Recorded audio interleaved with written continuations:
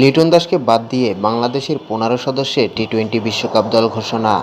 হ্যাঁ দর্শক, চলছে বাংলাদেশ বনাম জিম্বাবুয়ের মধ্যকার ৫ ম্যাচের টি-২০ সিরিজ। আসন্ন টি-২০ বিশ্বকাপের প্রস্তুতি হিসেবে এই সিরিজ আয়োজন করছে বিসিবি।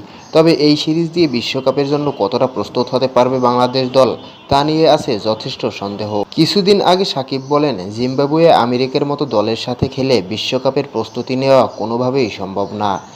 তবে আজকে আলোচনা করব বাংলাদেশ টি-২০ বিশ্বকাপের দল নিয়ে। কেমন হবে টি-২০ বিশ্বকাপের দল, শেষ মুহূর্তে কারা পাবেন টি-২০ বিশ্বকাপের টিকিট, বিশ্বকাপের দলে চমক দিবে বিসিবি নাকি প্রত্যাশার স্কোয়াড ঘোষণা করবেন নির্বাচকরা।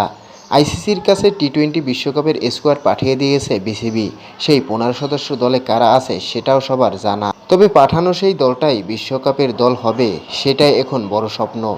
কেননা লিটনের বাজে ফর্ম, আবার ইনজুরি আছে বেশ কয়েকজন ক্রিকেটারের। তাই তো শেষ মুহূর্তে স্কোয়াডে পরিবর্তন আসাটা অস্বাভাবিক কিছু না।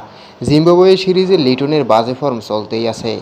জিম্বাবুয়ে সিরিজের ৩ ম্যাচ খেলে ৪৩ বলে ৩৬ রান করেছেন লিটন দাস। তাই তো বিশ্বকাপের দল থেকে বাদ পড়বেন তিনি। তার জায়গাতে সুযোগ পেয়ে যেতে পারেন তামিম ইকবাল। তামিম ইকবালকেও ওপেনার হিসেবে বিবেচনা করছে টিম ম্যানেজমেন্ট। সৌম্য সরকার, তানজিদ হাসান তামিমকে দিয়ে ওপেনার করাবে টিম ম্যানেজমেন্ট।